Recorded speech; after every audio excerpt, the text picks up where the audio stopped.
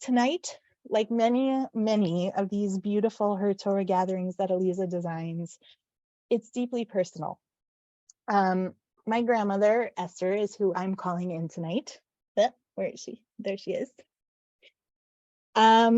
She was a survivor, and she was also my best friend. I grew up knowing very little of her story during the war because she wanted it that way. You shouldn't know from such things. That was what she always said in her Polish Yiddish accent. And I respected her wishes, especially because I knew that even just speaking about her childhood or her life before World War II would trigger nightmares that would keep her up at night. And I couldn't imagine inflicting more pain on her from the experiences that she already had. But I still desperately wanted to know her story and to understand what she went through, what she survived, because I owe her everything that she went through to my presence here today. So I've spent much of my adult life chasing stories that have some sort of circumstantial connection to hers, whether it's the town that she grew up in, the ghetto she was in, anything, the age that she was, trying to imagine, to piece together what her experience might have been. So when Aliza brought tonight's topic up, the idea of using our beautiful gathering space to preserve stories that were so unknown and to share stories that were at risk of being forgotten, this is personal, because tonight it makes it possible for me to fulfill my promise to my grandmother to never forget a story that I will never know and never will. So thank you for being here tonight, for taking our promise to these survivors and victims of the Shoah so much to heart. And thank you to our teachers tonight for lifting up these stories so that we can make sure that they are remembered. So let's let tonight's learning be in memory of all the names that you have listed and all the names that you're holding and many more that we haven't. And now I get to introduce the amazing Aliza Sperling, the director and visionary behind all of HerTorah. Thank you for bringing us together tonight, and you'll see her bio in the chat. Thank you so much, Ariella. Ariella is the visionary behind SVIVAH. She lives it and she breathes it and she cares about it, and she's up at all hours of the night somehow thinking about it and texting about it. And thank you so much for all that you do. We are gathered here tonight for HerTorah, and I want to tell you a little bit about what HerTorah is. HerTorah is a project to bring together, thank you, hold on. Okay, is a project to bring together Jewish women of many different denominations and ages and locations and income levels and backgrounds. We all want to get together so we can learn together and get to know one another. And we want to be taught by people, by Jewish women who are similarly diverse. Because we think that when we bring lots of different ideas together, we get something so rich and so beautiful. So thank you for being here tonight. That means that for us, every single person who's here tonight is so important, and we really appreciate that you're here. And we so appreciate that we have wonderful teachers. I was just saying that probably one of my favorite things about HerTorah is that I get to meet such amazing people who come to teach for us. So thank you for being here, and you really, you bring so much, and we thank you for it. Tonight has been a labor of love for me. It has taken up many hours, and I've gone down many rabbit holes in doing this work. But it's so important for us to remember the stories that otherwise will be forgotten, and to say that there were Jewish women who were real heroines and leaders during the time of the Shoah, and we want to tell their stories. So tonight is a first step in doing that. And I also want to acknowledge that while tonight is going to be about big stories, really every act of resistance and every acknowledgement of humanity was also an act of spiritual resistance. And of course, we should remember those too, and we honor those as well. But tonight we're going to see 3 stories, and I hope that you will be as inspired by these stories as I am. And then afterwards, we're going to have a Q&A when we'll get to ask questions and talk a little bit more. And then we will be led in a Kel Male prayer at the end. So thank you for being with us. I'm really happy to introduce tonight Rabbi Sandy Eisenberg Sasso. Sandy is Rabbi Emerita of Congregation Beth El Tzedek, where she served for 36 years, a nice Jewish number. And in 2014, I'm going to have to put this down for a second, she became the director of the Spirituality, Religion, and Arts Initiative, now at IUPUI. Sandy is active in the arts, civic, and interfaith communities.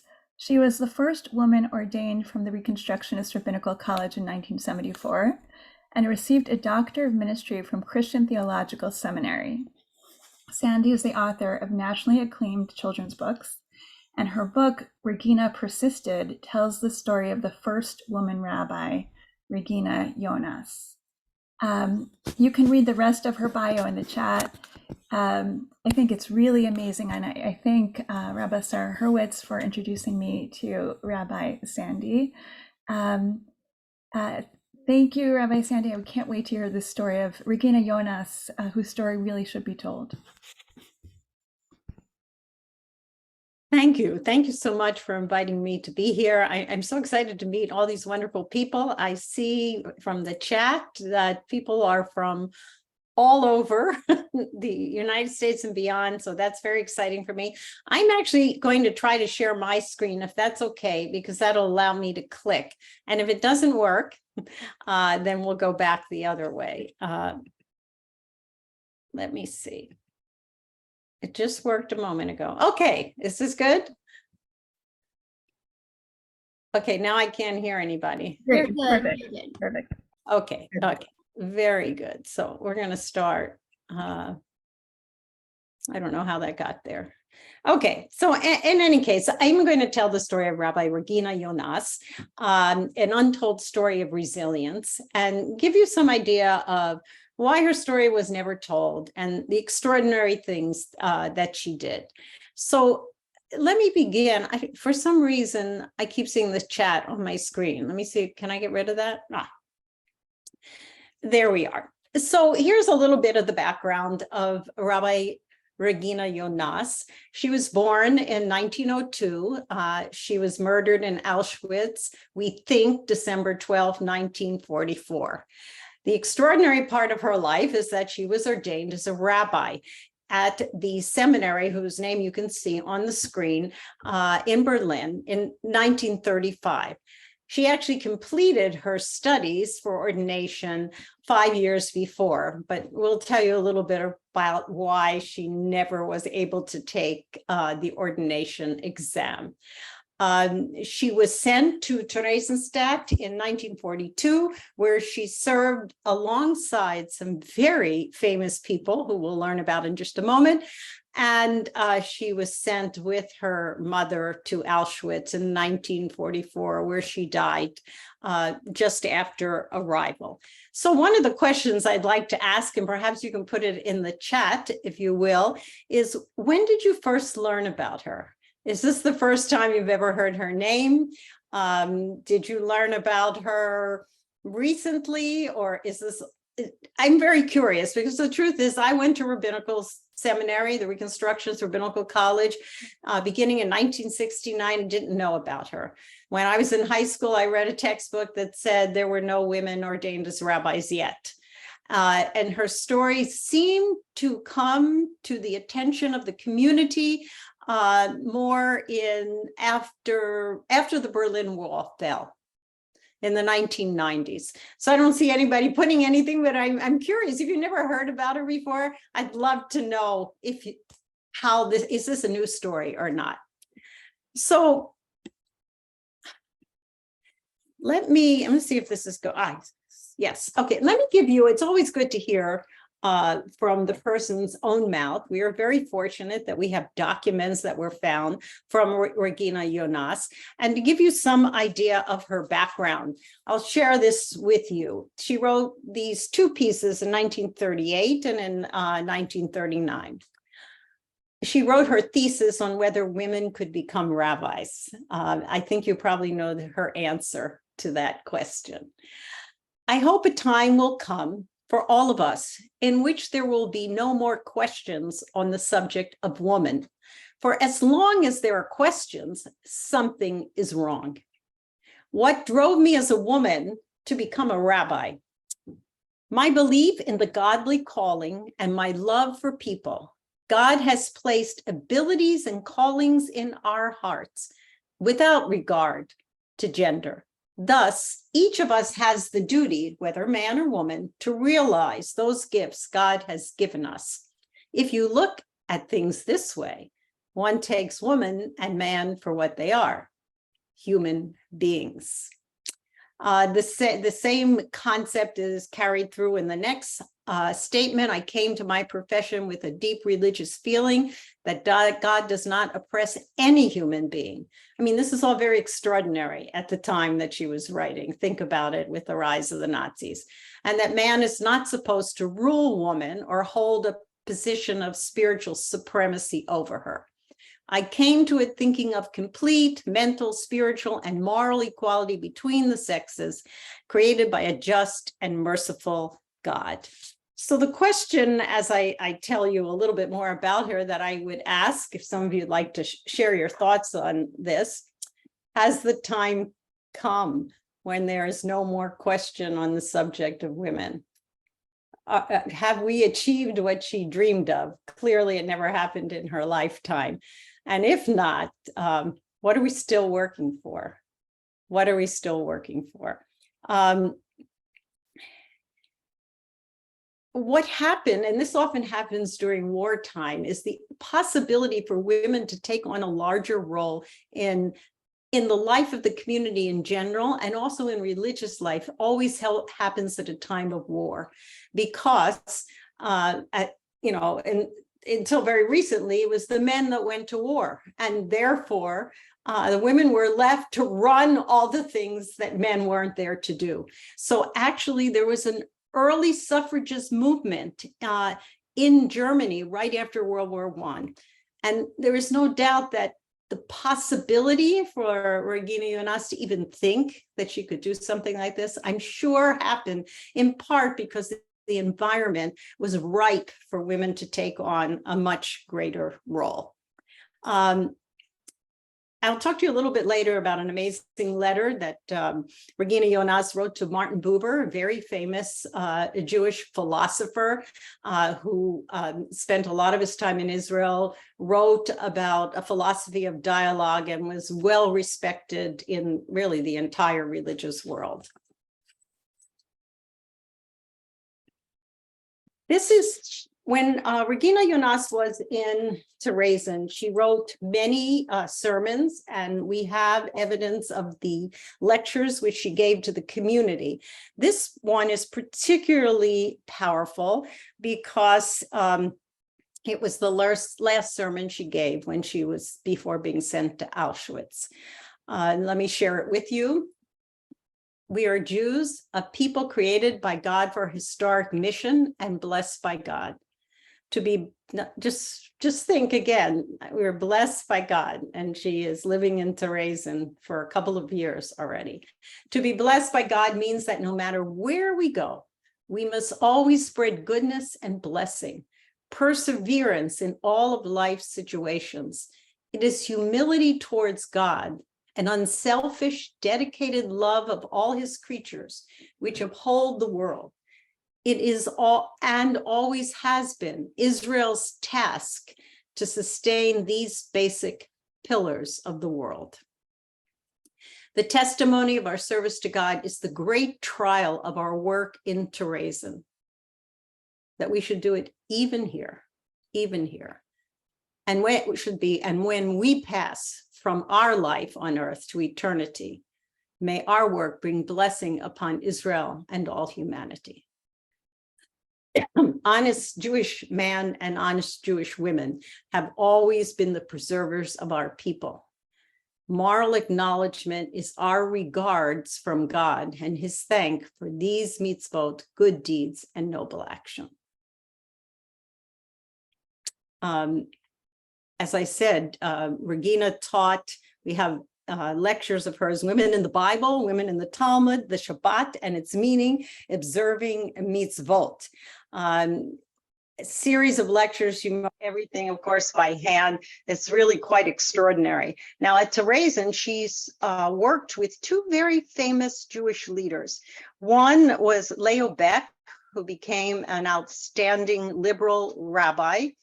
And the other was Viktor Frankl, who you may all have heard of, who was a neurologist and very famous psychiatrist who wrote often about the Holocaust afterwards.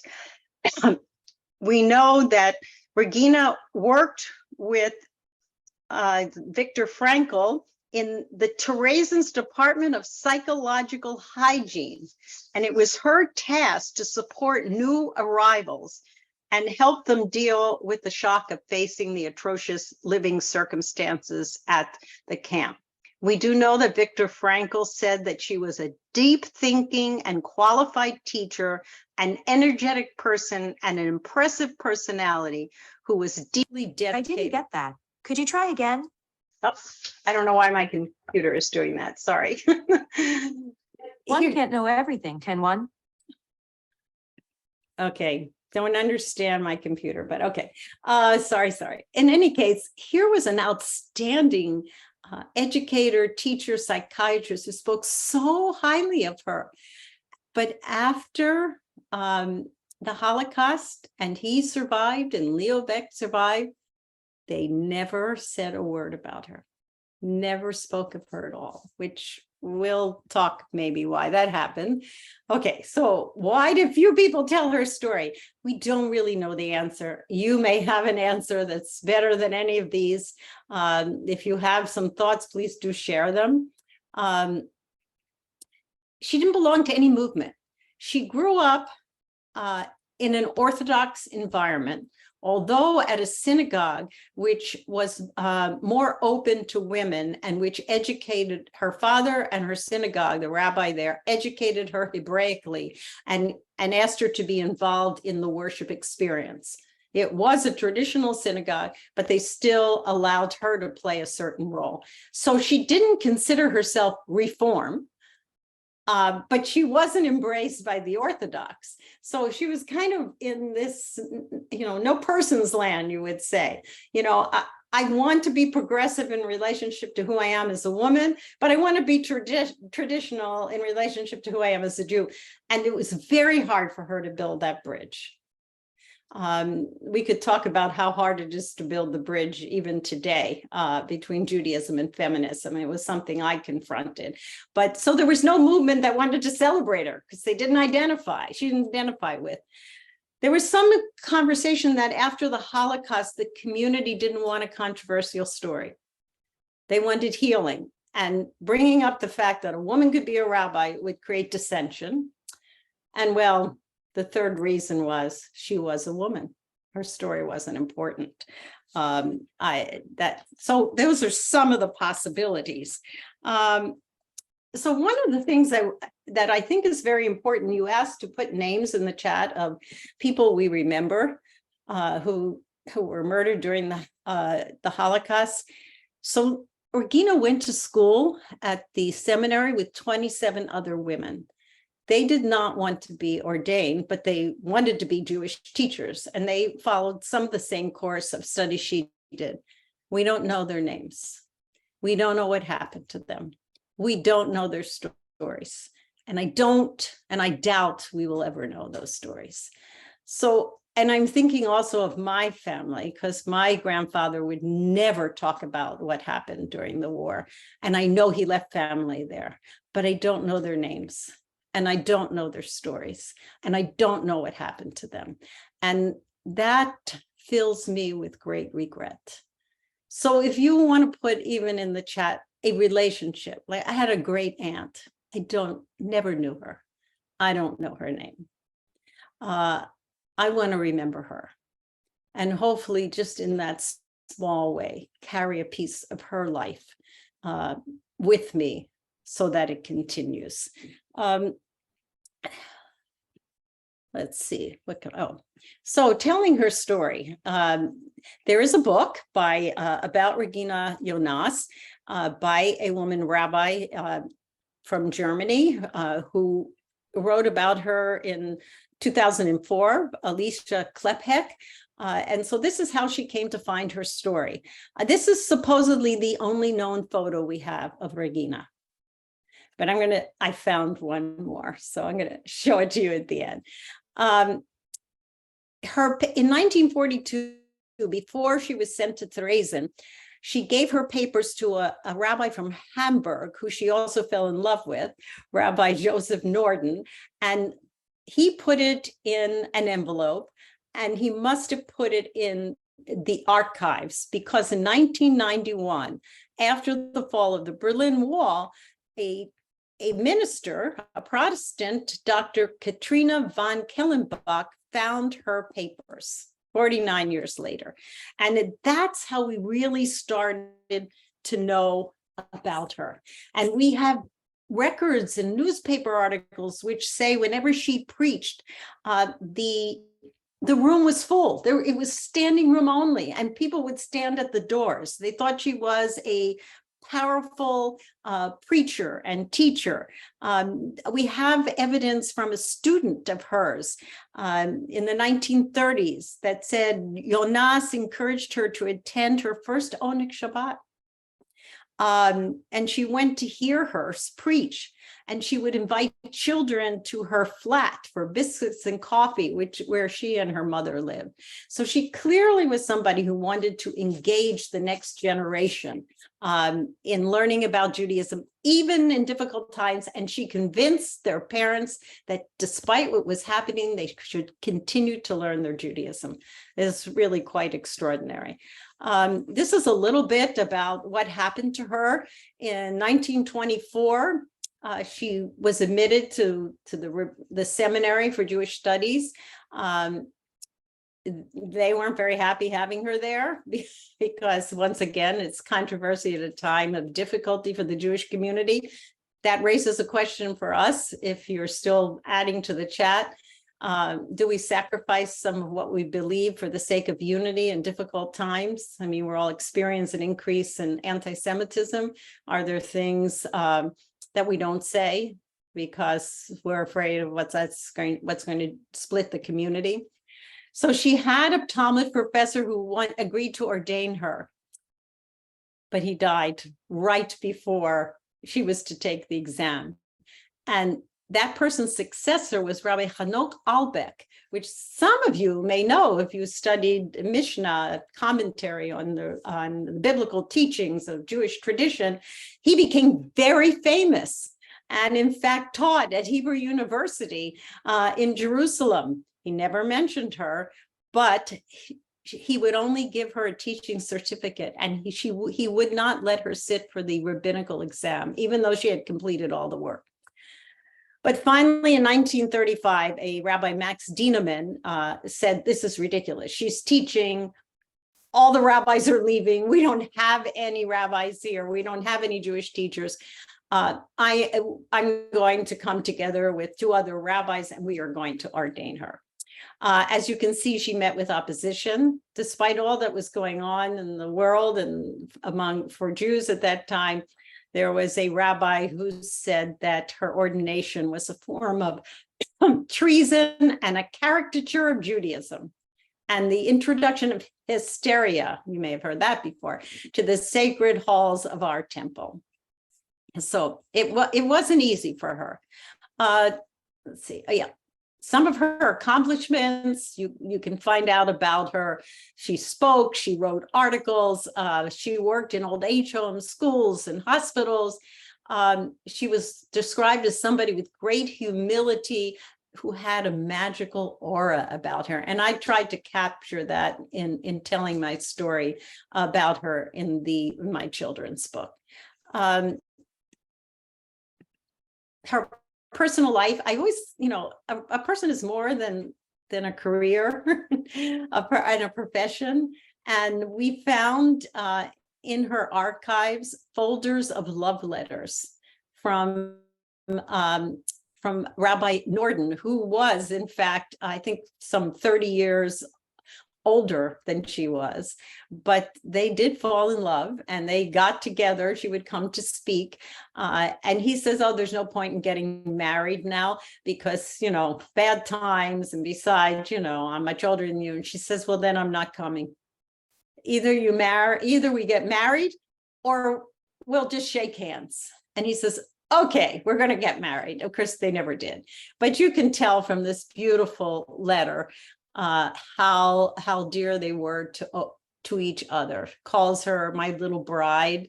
I'm happy, overjoyed. We have completely found each other.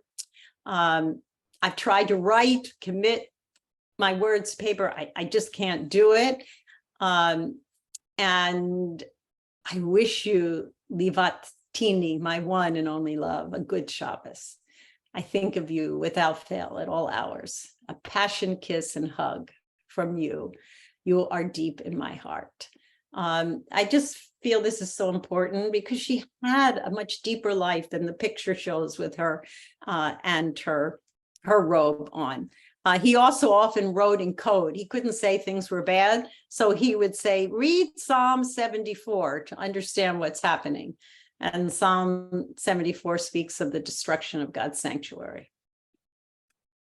Okay, I found this extraordinary. I spoke to a rabbi friend of mine, Rabbi Amy Small, and I said, I'm writing a book on Regina Jonas. And she says, I have a picture of her. I said, oh, you mean the one of her in her rabbinic robes? And she says, no, I have another picture. I said, that's impossible because there is only one picture of Regina Jonas. And she says, nope, I have it. And she told me this story, how a gentleman had heard her speak at the synagogue, heard Rabbi Small speak at the synagogue, and went over to her and says, I have a photo to give you. It is a picture of Rabbi Regina Jonas that I took when I was 14 years old in Berlin. I met her and I knew she was going to be important. And I took a photograph and I kept it with me all through the war and to the United States. And I never knew who to give it to. And now that I meet you, a woman rabbi, I know you are the one to have it. And she had kept this in a safety deposit box for many, many years. And when I pleaded with her, she allowed me to put it in the book. So this is a picture of Regina Jonas that has not been seen on her patio of her home. I know we're getting to the end of my presentation. I don't see anybody waving their hands, but I just want to share with you 2 more slides. Most people felt that she didn't want to leave Europe because she didn't want to leave the people who could not escape, and she didn't want to leave her mother. But the case is she did try to leave. And she wrote an extensive letter to Martin Buber in German, which I was fortunate to find, and I had someone translate it for me. This gives you an idea of what her hopes were. We do not have Buber's response, which I've always been curious about. I am worried, and since I as a woman have many challenges, the overall distress is even greater. You can sense that she felt that she did not have the opportunities, not just as a Jew, but as a woman. I have made many sacrifices to the love of mankind, the needs of Jews and others, my firm belief in God, but also belief in the total equality of the sexes, let me choose a long-awaited profession as a rabbi. Now, when her father died, they were too poor. There were 2 young children, she and her brother and her mother. There was no one to say Kaddish, and they didn't have money to hire a rabbi to say Kaddish. So I always wonder if that was the moment. Was that the moment that she made that decision to become a rabbi? I'm asking for help to come to Israel and teach women. And now I experience resistance from my colleagues. I expect people will be quiet if I just work with women. I have to be my own pioneer. but there was no answer to the letter, and she was never able to escape. So it was in 2014 that a group of women went to document the history of Regina Jonas. It was sponsored by the Jewish Women's Archives, the American Jewish Archives, and the U.S. Commission for the Preservation of America's Heritage Abroad. So this up here is Rabbi Sally Prisan, who was the first woman ordained from Hebrew Union College, the Reform Seminary. This is me, which I was the second woman from Reconstructionist.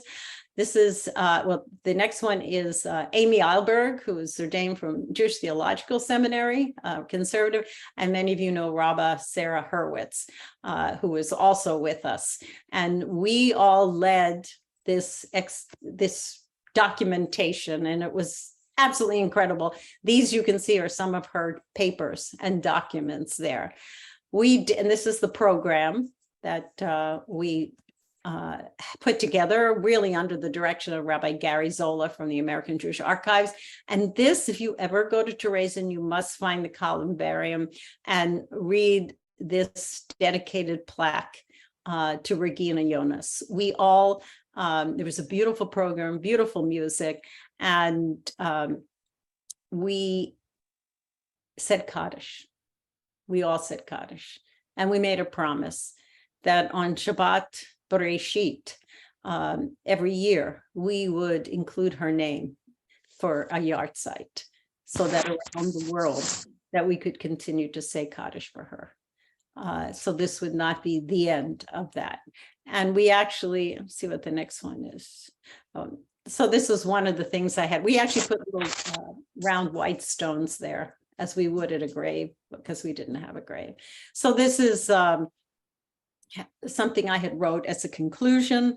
God remembered Noah, as God remembered Sarah and Abraham, as God remembered Rachel, as God remembered Hannah, and each time made a new beginning.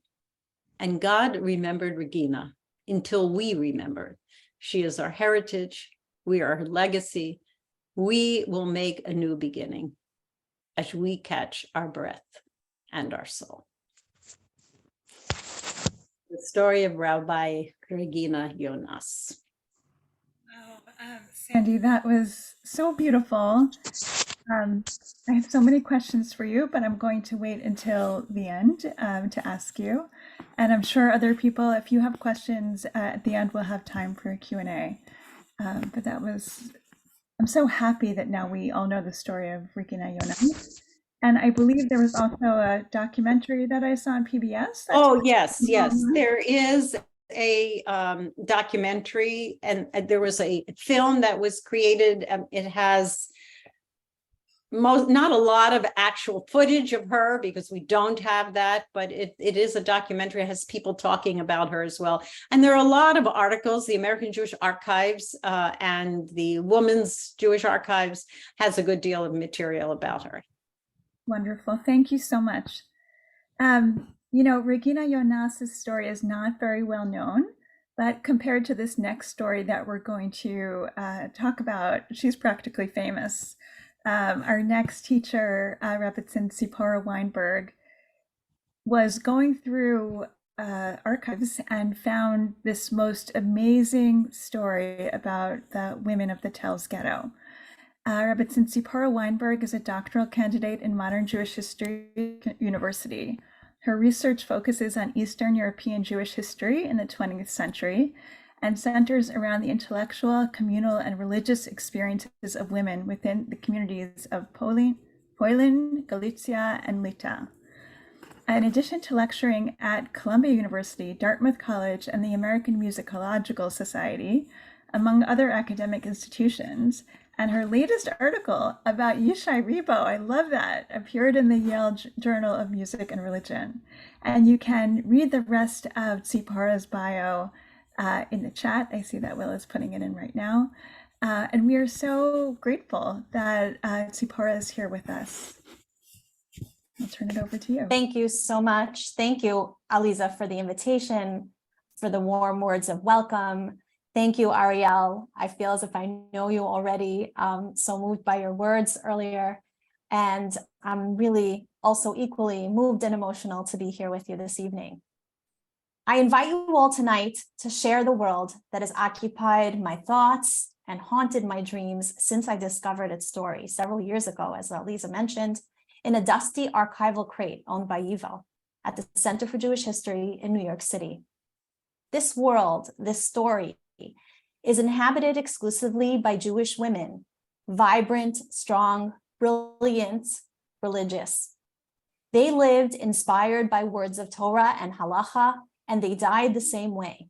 It is in their life and death, in their actions under fire, that I first came to know them, and their final actions prevailed upon me to find them before, in their prime. Learning about these women became more than just the focus of my doctoral studies. These women became my teachers, exemplars of how Orthodox women can cleave to Torah, and all women can cleave to Torah with all their might as they straddled the channels of modernity and stringent religious observance. Thank you so much, Tzipora. What a mind-blowing, amazing story. I just feel very proud. I am coming out of this just feeling wonderfully proud of these women, and also thinking that they chose you. Like, you were the one who opened up their archive and they chose you to tell their story. And what an amazing thing that they chose you. And thank you for telling their story so well. I am now going to tell another story, the story of Tzila Orlean Sorotzkin. This story, I have to say, I teach all the time, but I don't teach history. And I'm a little nervous about this. I'm just going to change this so I can see everybody. I want to tell this story because it's a story that needs to be told. This woman, Tzila Orlean Sorotzkin, was an amazing woman, and I looked everywhere to try to get someone who felt like they were qualified to tell her story, and I couldn't find anyone. And so I said, I guess, and with a little encouragement from others, I said, I need to tell her story. I got a little bit of encouragement from thinking of Tzila Orlean and her teacher, Sarah Schneerer. Sarah Schneerer is a famous woman who started Jewish girls' education in Poland, and she started the Beis Yaakov movement. And Tzila Orlean, at that time, Tzila Nugershel, was her student, one of her first students.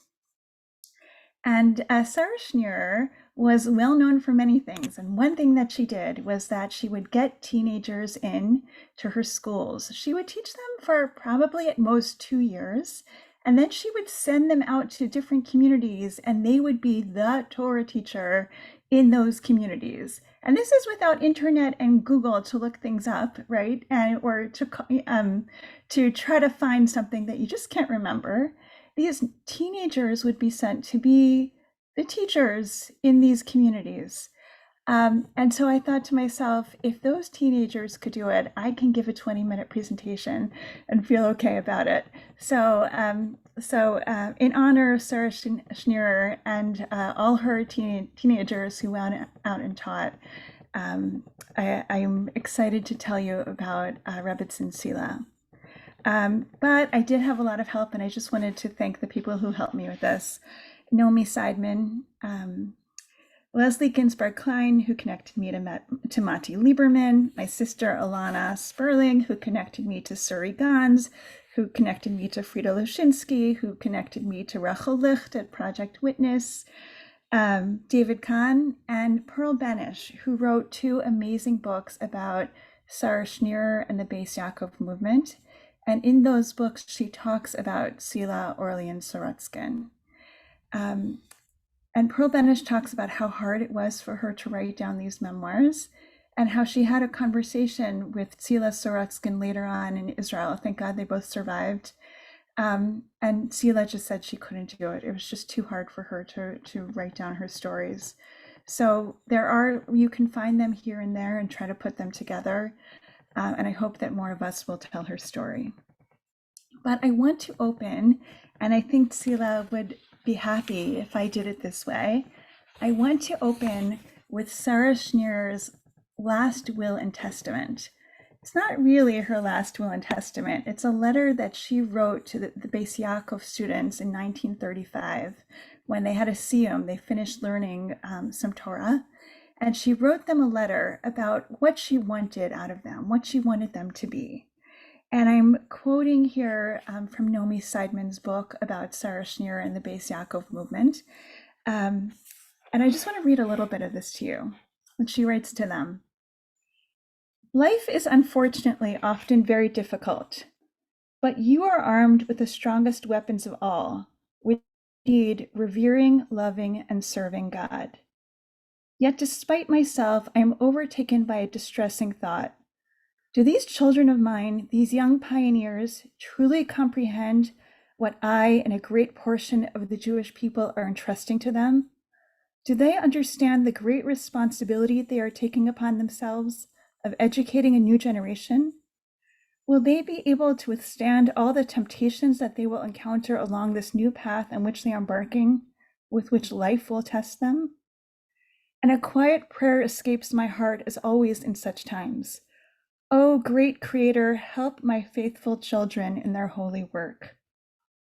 Let them not be too sorely tested on their new path, and let them also fulfill the words of our sages, which have accompanied me, thank God, since my very first steps.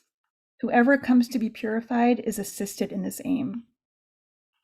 They certainly have the best intentions, so please, dear Father in heaven, help them so that these shining intentions will emerge. From these shining intentions will emerge the best and most beautiful deeds. And then she writes, so be strong, be steadfast in your holy work. Remember the words that we studied together from the writings of Rabbi Samson Raphael Hirsch of blessed memory. Inspiration is easy, very easy, but to remain inspired for years on end, for an entire lifetime, that is the crucial thing. Let our powers never slacken. Let us never tire of dedicating ourselves to the work of the Creator. Yes, that is the main quality we lack. And so this is what I ask of my children most of all. Never tire or weaken, whether because of material troubles, which are unfortunately so common, or because things do not go well with the children.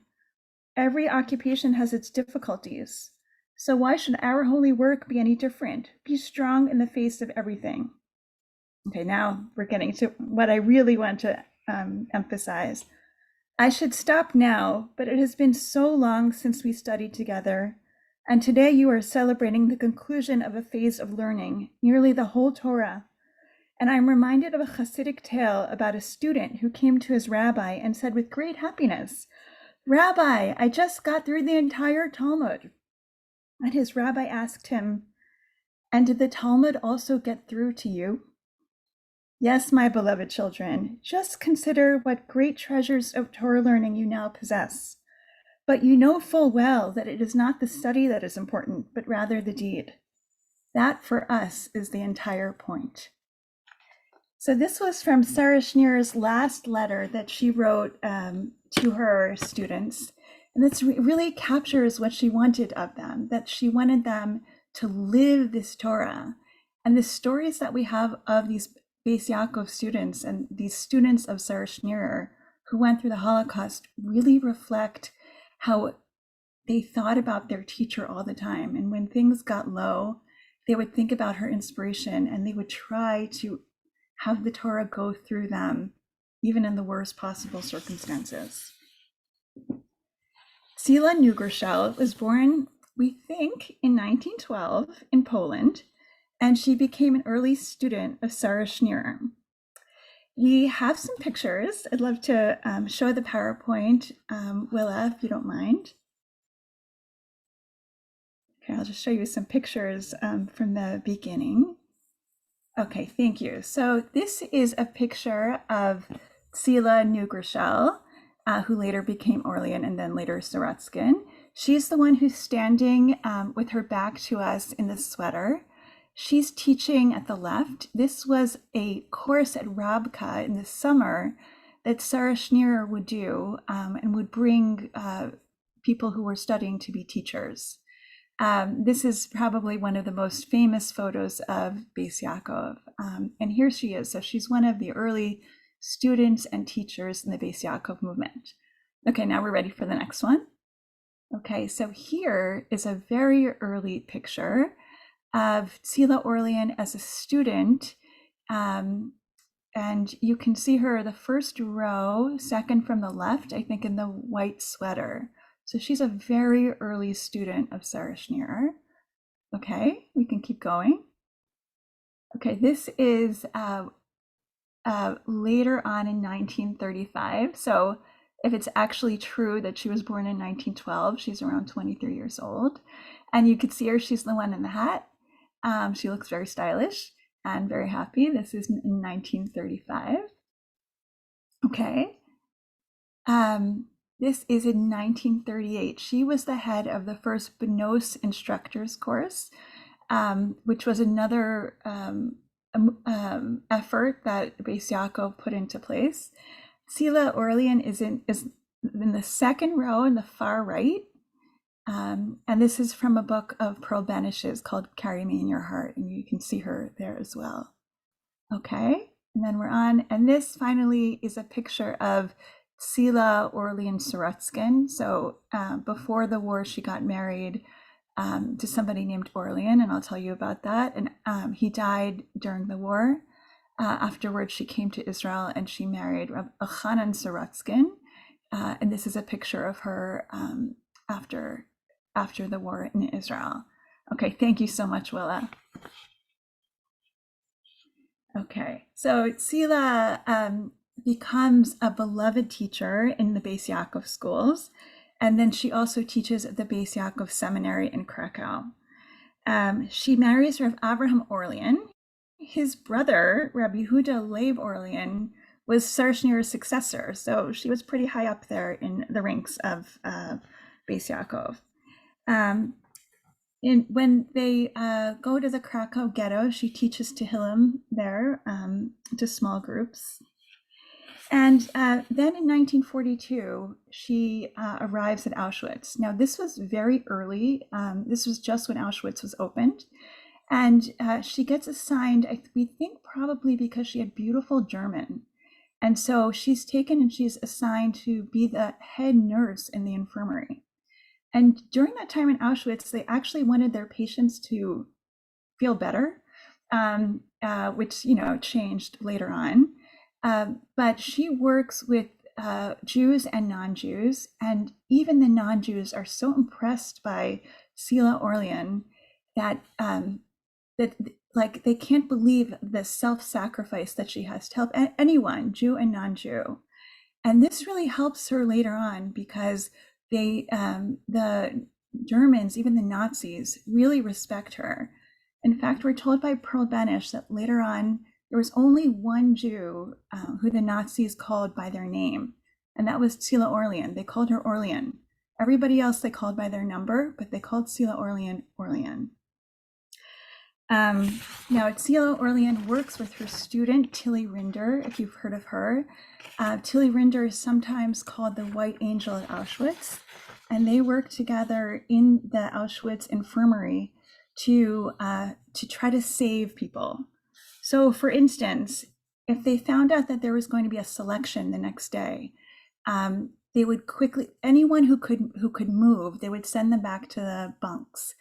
Anyone who could move a little bit but couldn't go back to the bunks, often they would try to hide them anywhere they could. They would hide them under the beds. Mengele or somebody would come in and say, well, what happened to everybody? And they would say, oh, they all got better. Isn't that great? And then he would leave. Pearl Benish, the author of the Beis Yaakov girl who authored these books, says that when her group, she had a group of 10 Beis Yaakov girls, when they came to Auschwitz, it was a terrible time, obviously. And then Tzila came up to them and said, "Good Shabbos, girls, good Shabbos." And it was the first time when they got to Auschwitz that they kind of felt like a semblance of humanity. She didn't only act in an individual capacity, but she used her Beis Yaakov girls very strategically in the camp. So she, because she had a bit of a position of authority, she put them in different positions in the camp of authority so that they had a whole network of helping people who needed help and saving people. So she could call on her Beis Yaakov students, and they could, they could save somebody who needed to be saved, or they would know who needed extra food or who was sick. And then they would go out at night, and especially Tilly Rinder would go out in the middle of the night and would bring food and water to the people who needed. So she set up this whole thing within the camp. There's so many stories to tell you about Tzila, and I see that we don't have time for me to tell you everything. I'll tell you a couple stories. One story is that at one point she decided that she wanted to light Shabbos candles. And of course, if you get caught lighting Shabbos candles, that's it for you. But she decides that's what she wants to do.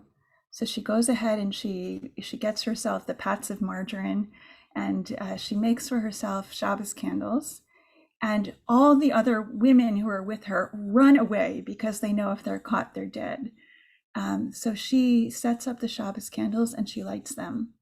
And then she sees that one of the Nazi guards is coming, and she turns and she says, "I'm not going to extinguish my Shabbos candles." She just keeps on praying, keeps on saying the prayers that she wants to say.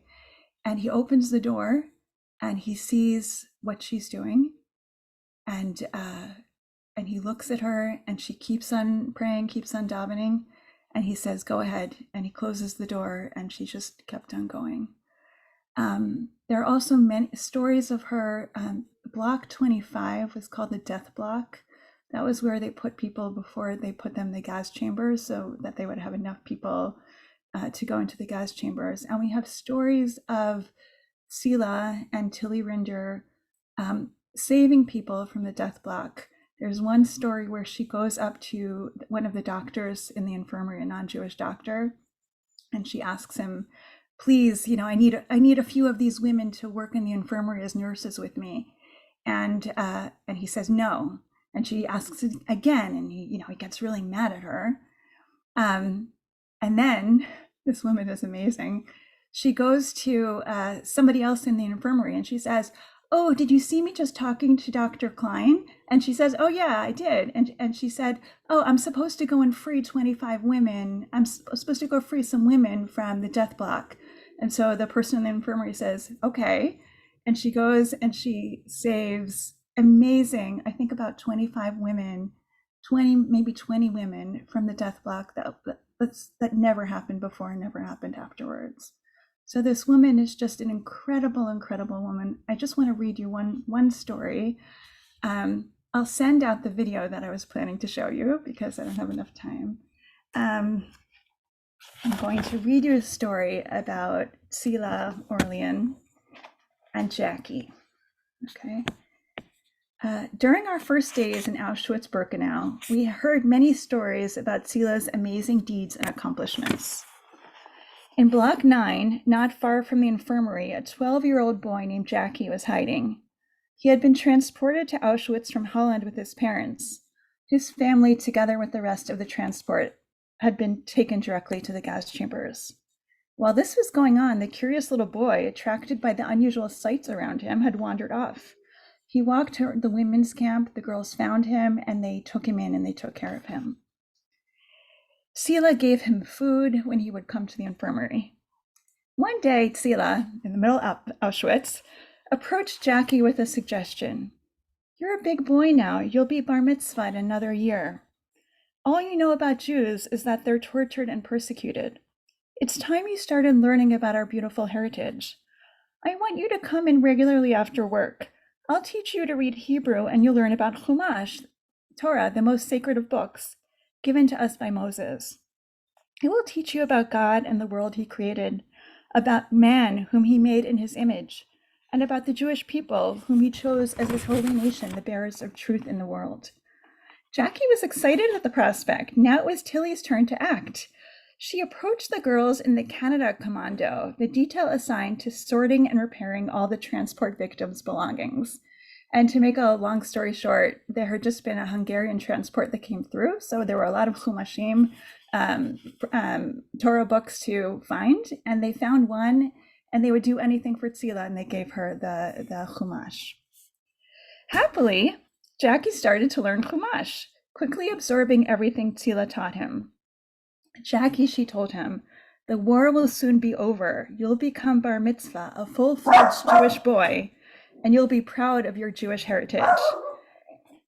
One evening, as he sat in her small compartment in the infirmary, listening to the story of our patriarchs, the door opened and in walked Dr. Konigal. So this man, if he can be called a man, Dr. Konigal, was the most dreaded person in camp. He was the commandant of Block 10, responsible for the torture of young girls that passed for scientific experiences. Basically, when Pearl Benish came into the camp, everybody was told, if they send you to Block 10, it's better to die. Now the man responsible for the atrocities of Block 10 stepped into the infirmary. Instinctively, Tzila hid the Tanakh. It was too late, however, to hide the boy. Dr. Konigal approached him at once. He turned to Tzila. What is this boy doing in the women's camp, and what are you doing with him? I thought you were a decent woman. He says, come along with me. Everyone froze with fright. He led them to Block 10. Ha, Orlean, he began sarcastically. I thought you were a decent woman. What were you doing with the boy? Tzila did not understand what he meant. Let me explain, Herr Doctor, and she gave him the whole story, including a description of what she had been teaching the boy and what it meant to be bar mitzvah. Why was she so truthful? I had nothing to lose, she told me. He had me in his clutches. Konigal stared at her in disbelief, then ordered Jackie to step in. What were you doing with the Orlean? He asked. What did she do with you? The child answered innocently. Mrs. Orlean teaches me Bible. I learn about God and his works. She tells me stories about the patriarchs, and we learn Jewish history. I love it. Mrs. Orlean is good to me. She always gives me something to eat when I come. Konigal was struck dumb. He looked at Tzila, then at Jackie. He had tears in his eyes when he dismissed me, Tzila told me. Go back to work, he ordered her. I won't harm the boy. But he can't stay in the women's barracks. It's too dangerous. We'll send him to the men's camp. He'll be all right there, don't worry. Tzila visited Jackie twice in the men's camp. The war will be over soon, she told him. Don't forget to get in touch with me. She gave him the address of her brother in Israel. Memorize it, she insisted. He obeyed. An amazing story, and one of many stories, and probably many stories that we'll never know about Tzila Orlean. Unfortunately, the postscript to this story is that Jackie died in the death march, so he never made it to Israel. After the war, Tzila Orlean continued to teach in the DP camps. She opened up Beis Yaakov's to teach girls there, and then she moved to Israel and she married Rabbi Elchanan Sorotzkin.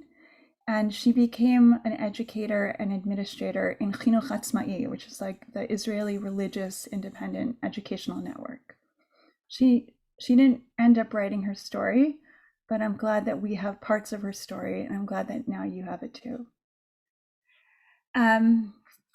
Okay, I think we have time for a couple questions. So if anybody has questions they want to put in the chat, Tzila, Tzila. Or Tzila, probably. I guess I'll start with a question for Sandy and Tzipora, which is, what drew you to these stories? Like, what made you so excited to tell these stories?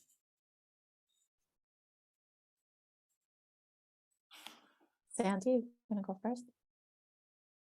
Yeah, go ahead. I was having trouble getting my mute on. Go ahead. It's fascinating to me when I heard Ariel speak earlier. Her words at the beginning of our meeting tonight moved me so much, because I also have a grandmother, Esther, a survivor, who put her Polish Holocaust story aside in order, I guess, to invigorate and infuse her new life with beauty and with strength and with joy. And I think in so doing, the women survivors who did this, they sublimated their stories for the sake of their own sanity, for sure, but also because that's what women do. They defer their needs in order to fulfill the needs of others. So it's us, and that's, I think, the strength of this gathering here tonight. Women, we notice that deference. We remember the love and also the sublimation. We remember the sacrifice that manifests itself in silence, but still somehow it resonates in our hearts. And when I read the testimony of the women of Tels at that moment, that unforgettable moment for me at YIVO, I realized this is another story like this. Such strength, such power. And it, like my grandmother's story, it wasn't about herself. It wasn't about her fulfillment. It wasn't about that she had a spiritual moment. And for these women, it really wasn't about that either. It was about their connection and their need to act. And they didn't glorify that. But we as women, we need to glorify that because we're the ones who notice it in other women. And I was so excited to bring the story particularly to women. And I think for me, one of the most beautiful culminations of it is I wrote a popular article when I started writing academically about the story. So other people kind of really honed in on the story too. And I realized I have to just kind of put it out there. And I was given advice to do that. And I wrote an article in Mishpacha about this. And then last year I took my class of high school students to an exhibit, a Holocaust exhibit created in a high school in Lakewood, New Jersey, a very Orthodox high school. And they create a beautiful Holocaust once every, I think, 2 or 3 years, they create this Holocaust exhibit. And that year, all of a sudden I'm looking at the program and I see women of the Tels ghetto. They created an exhibit based upon these women. And they had young girls, high school girls, singing the tefillah, singing the prayers. And reenacting the story. And I think that that transmission, that was my moment of, there's a Gemara phrase, may you see your world in this world, olamcha tireh b'chayecha, may you see your world in this life. I was so moved by the fact that this story that I had never heard now belongs to all of us. It's our story. And as women, I think we're the ones who can promote it best and we're the ones who can understand it best. So it's in that testament to my survivor grandmothers that I proffer this, because it was tendered in the spirit in which they lived to the survivors, that here's what we did. And it's not even, I don't even need to share it, but it's those of us. That's when I heard Ariel speak about carrying that story, even though you don't know the story, and passing on the story. So some of the stories that we can know, they kind of fill in the blanks of the stories that we don't know. And together we weave that tapestry of women sharing and noticing and celebrating, commemorating. And I'm just so proud to be a part of that. And I felt by your words, it really, Aliza, made me cry about being chosen to transmit it, because we know women's transmission of Torah is a rare thing, and it's something that we cherish when we can encourage each other. So that's really the reason why I'm so thrilled to share it. And I'm so honored that you called me, and so humbled that all of these women are here to listen to, and now you carry it. Yeah, so when I went to rabbinical school, I started opening up texts and reading them, and I was being taught by wonderful professors. And what I discovered most was the absence of text. Somebody said, what was the text that influenced you the most in your studies? And I said, what was missing? I kept saying there were no stories about women. That women were the objects, they were not the subjects. People told stories about them. They didn't get to tell their own stories. So when I discovered Regina Jonas, I wanted her to be able to tell her own story, and not just what people said about her. So it took a long time to sort of research people's comments and read her papers and get a sense of who she was. Actually, on the back of her ordination certificate, she wrote, "I will be what I will be." And I find that so striking because in some way, she is what we tell of her. And so she has become someone important for our history. And it matters. So I do a lot of children's storytelling. And I felt that this story, was in a wonderful biography and was in a very serious movie. But I didn't think the next generation would hear it. And so, I hope you don't mind. I'd love to show, this is the book, Regina Persisted, because I think these are stories that we have to pass on to the next generation so that when they grow, they will share it with the next generation. And that was why I worked really hard to tell this story for Regina. And just to give you an idea, one of the things that I tried to do was show how even in a difficult time, she somehow made opportunities for dancing and celebrating holidays. How do you, in the midst of great fear and anxiety, still want to dance and still want to sing? You talked about lighting candles in the dark when it was dangerous. Stories like that are so important to me. And so someone once defined courage to me is not really being brave, but loving something so much that you will overcome the scary parts. I really think that you carry with you this fear, but you love it so much that you're willing somehow to walk through that fear place, that darkness place. And so that's what I wanted to do. I wanted to find that story. And then the most amazing thing is actually walking in those footsteps, walking exactly where she walked, being in the places where she was. That really enabled me to make that story a part of who I was. Wow, thank you. I would really love to stay here and talk all night. For Tzipora, it's basically all night since you are. But I think we need to end, and I'm so happy that Cantor Ariane Brown is here with us to say a prayer for the people who we spoke about tonight and all those who we hold in our hearts. Thank you so much for all of the scholarship and inspiration. This is the El Malei Rachamim, the memorial prayer with text for the Shoah in memory of the 6 million.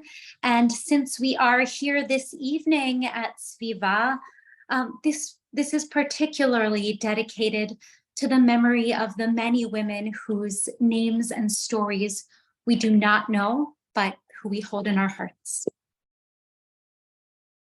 El Malei Rachamim, Shochen Babylon,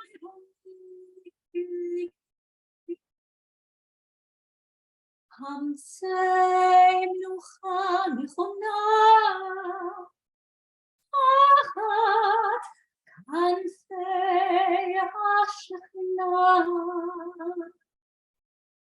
B'ma'alot Kedoshim U'Tehorim, Kezohar Mazkirim, V'nishmot Kol Acheinu B'nei Yisrael שנטבחו בשואה, אנשים, נשים וטף, שנחנקו ושנשרפו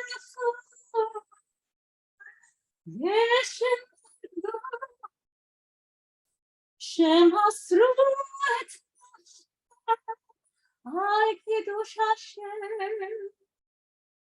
בגן עדן.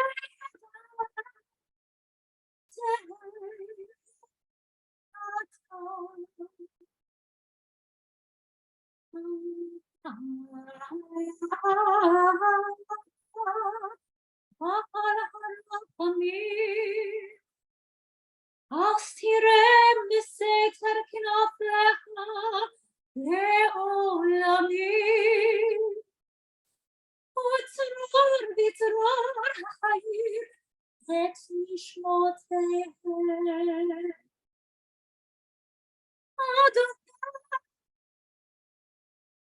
נחלתם, וינוחו בשלום משכבותיהם, ונאמר אמן.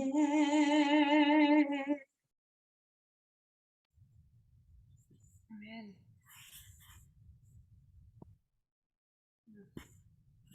Thank you.